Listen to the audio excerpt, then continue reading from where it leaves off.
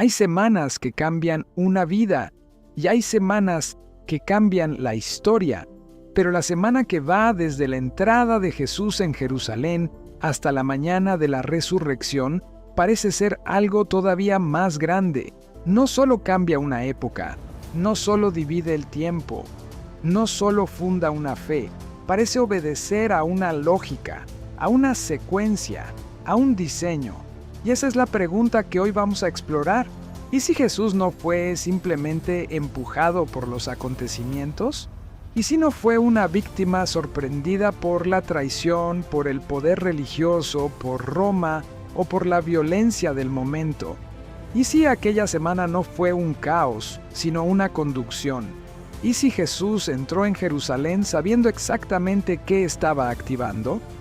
¿Y si cada gesto, cada símbolo, cada silencio y cada paso apuntaban a un final que en realidad no era un final, sino el comienzo de todo? Porque eso es lo inquietante, que cuando uno mira de cerca los evangelios, descubre algo difícil de ignorar. Jesús no aparece en esa semana como alguien desbordado, aparece como alguien que empuja la historia hacia su clímax, no como quien improvisa, sino como quien cumple.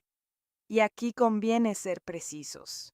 A nivel académico, no todos los estudiosos dirían que Jesús planificó cada detalle en sentido moderno, pero sí existe una línea fuerte que sostiene que anticipó su muerte, le dio un sentido, y fue a Jerusalén sabiendo que sus acciones allí harían el conflicto inevitable. Eso cambia por completo la manera de mirar la Semana Santa. Porque entonces la entrada en Borriquilla ya no sería una escena tierna, sería una declaración. La purificación del templo ya no sería un arranque de ira, sería una provocación profética.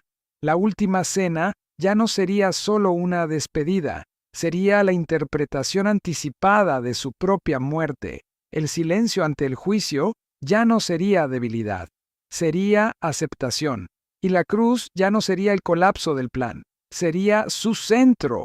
Pero lo más asombroso no termina ahí, porque si la cruz era parte del camino, entonces la resurrección no fue un remiendo posterior, fue la meta, y eso es lo que vamos a recorrer hoy, no la Semana Santa como una sucesión de episodios conocidos, sino la Semana Santa como una secuencia cuidadosamente conducida por Jesús hacia el momento en que la muerte sería vencida desde dentro. Y te adelanto algo. Si esta lectura es correcta, entonces Jesús no vino solo a morir, vino a inaugurar algo, y para hacerlo, primero tuvo que llevar la historia al punto exacto en el que todo debía romperse. Empecemos por el principio de esa semana, la entrada en Jerusalén, porque si quieres entender si Jesús conducía realmente los acontecimientos, tienes que mirar primero cómo decide entrar. No a pie, no a escondidas, no en silencio, y tampoco como un hombre cualquiera. Entra en Jerusalén sobre un borrico, y eso no fue un detalle accidental. Los evangelios presentan esa escena como un acto cargado de simbolismo, y la tradición cristiana la ha leído desde muy pronto a la luz de Zacarías 9:9. El rey llega humilde, montado en un asno. Incluso en estudios contemporáneos, esta entrada suele entenderse como una acción deliberadamente mesiánica, no como una imagen espontánea de humildad sin más.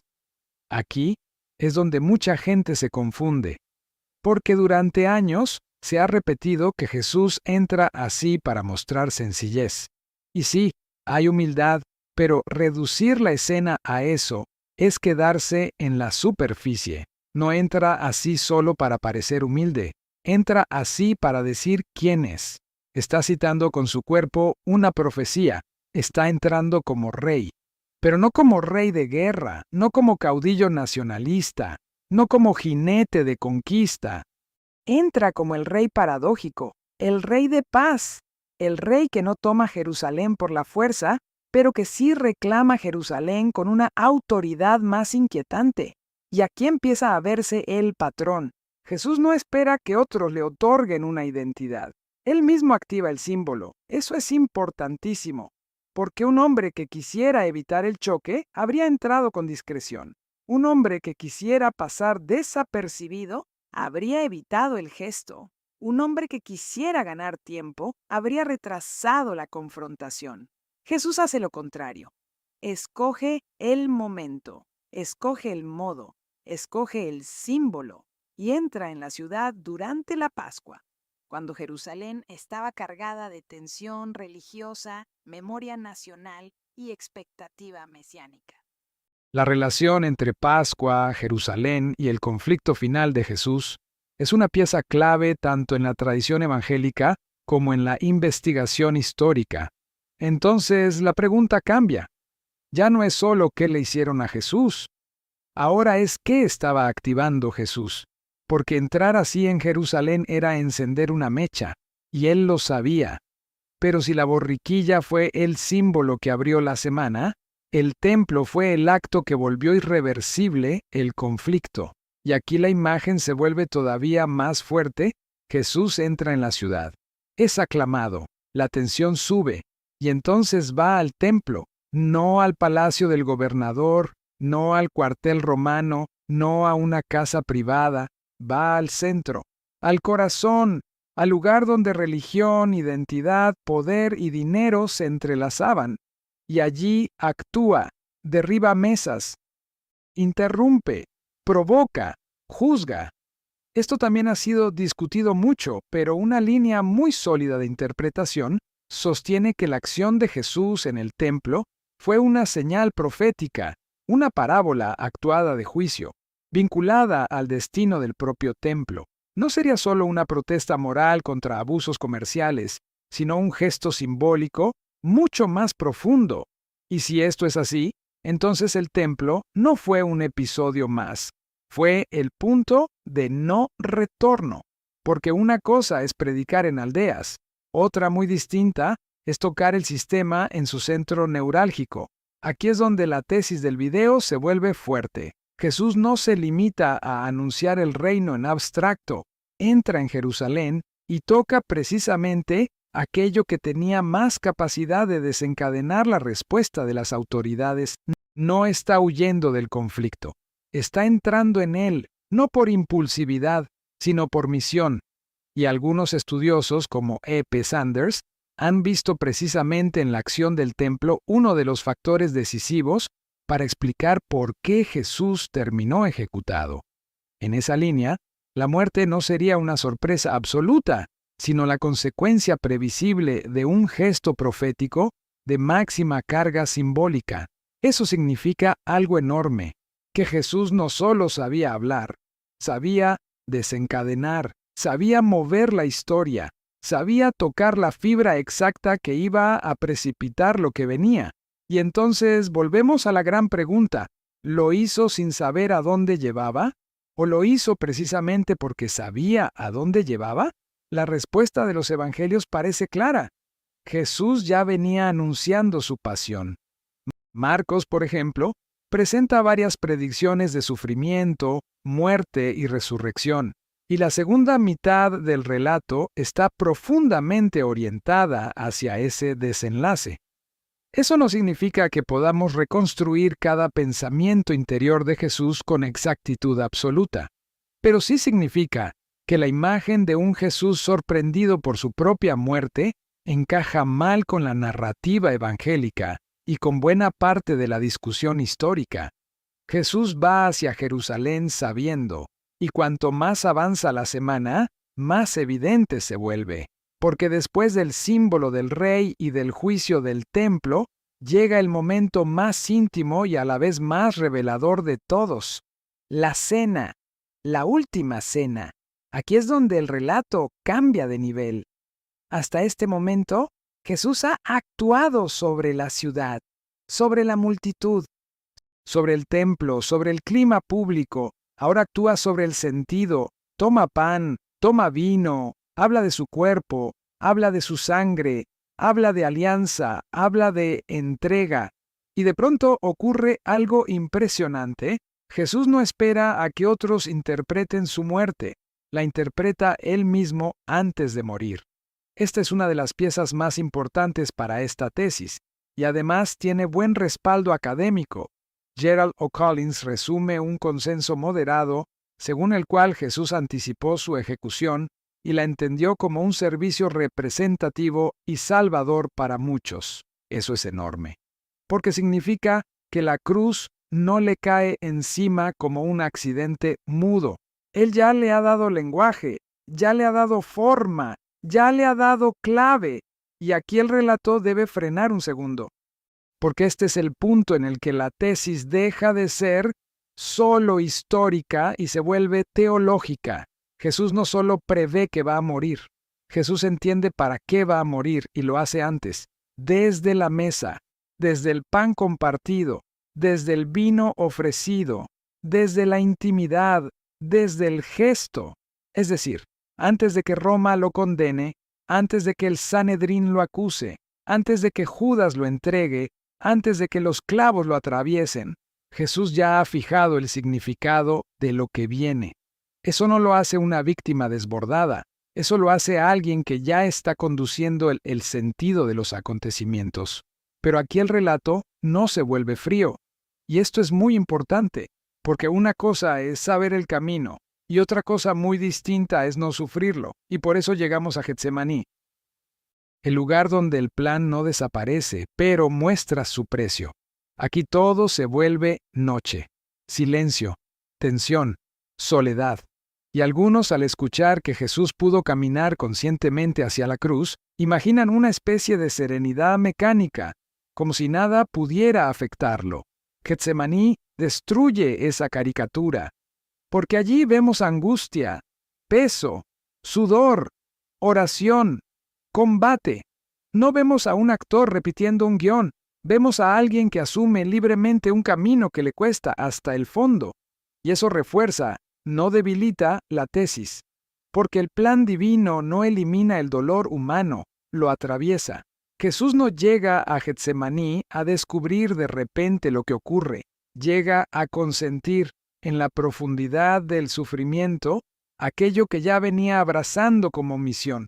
Ahí está la grandeza, no en que no le duela, sino en que no se aparta. Y entonces viene otra escena crucial. La traición, el arresto y después el juicio. Aquí, una vez más, Jesús desconcierta, porque si hasta entonces ha sido maestro, polemista, profeta, hombre de palabra, de lucidez y de confrontación, ahora comienza a callar. ¿Por qué calla? Porque quizá la fase de activar el proceso ya terminó. Ahora llega la fase de dejarlo consumarse. Este silencio, además, tiene un peso narrativo inmenso. El Jesús que había hablado para abrir la semana ahora calla para cerrarla. No porque no tenga nada que decir, sino porque el sentido ya ha sido pronunciado antes. Esto no significa pasividad, significa aceptación soberana. Y aquí es donde esta línea argumental debe volverse casi inevitable. La Semana Santa no parece el relato de un hombre desbordado, sino el de alguien que primero empuja la historia hacia el clímax y después deja que el clímax se cumpla. Primero el rey, luego el juicio del templo, después la cena que interpreta la muerte, después la aceptación en Getsemaní, después el silencio. Todo encaja, todo converge, todo aprieta en una sola dirección, la cruz, y llegamos ahí, al centro. Pero aquí es donde hay que evitar una simplificación. La cruz no puede presentarse como si Jesús solo hubiese querido morir. Eso sería más pobre que los evangelios. La cruz en la lógica cristiana no es el objetivo aislado, es el paso, es el centro del descenso, es la puerta, no es el final del camino. Es el umbral hacia aquello para lo que toda la semana estaba orientada, la resurrección. Y esto también importa a nivel conceptual. Algunos estudiosos subrayan que Jesús fue a Jerusalén sabiendo que la muerte podía ser la consecuencia de lo que haría allí, más que buscando morir de manera abstracta. Ese matiz mejora esta tesis. Jesús no persigue la muerte por sí misma.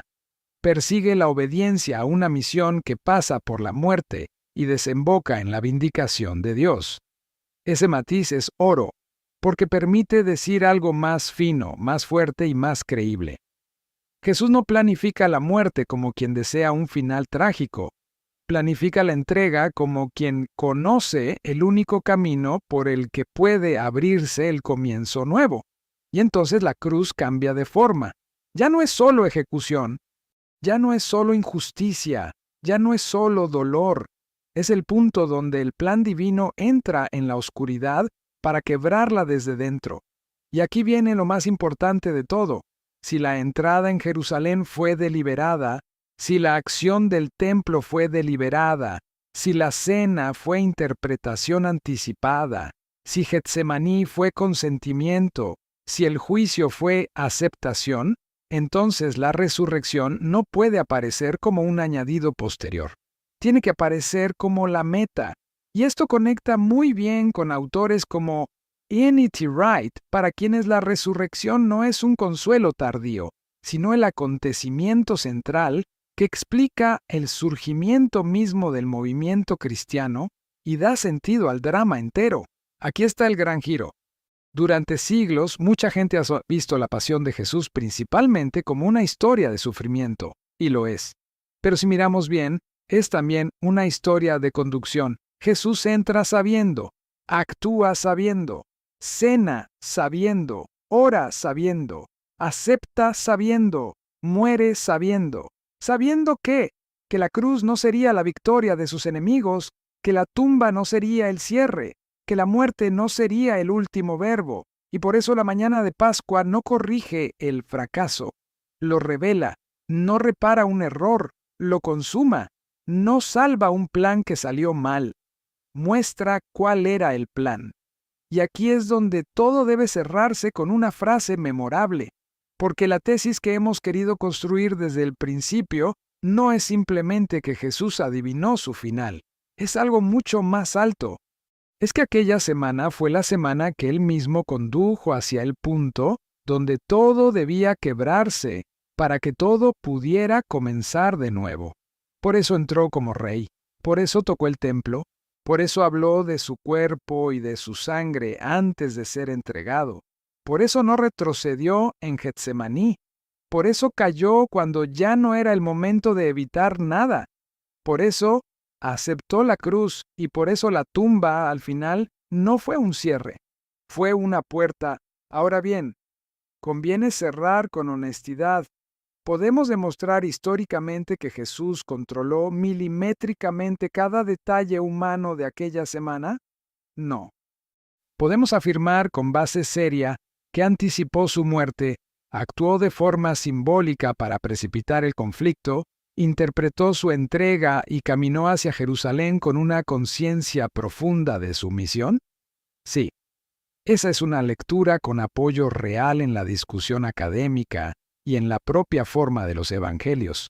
Y entonces queda la última formulación, no la más escandalosa, la más precisa. Jesús no fue arrastrado sin rumbo hacia la cruz.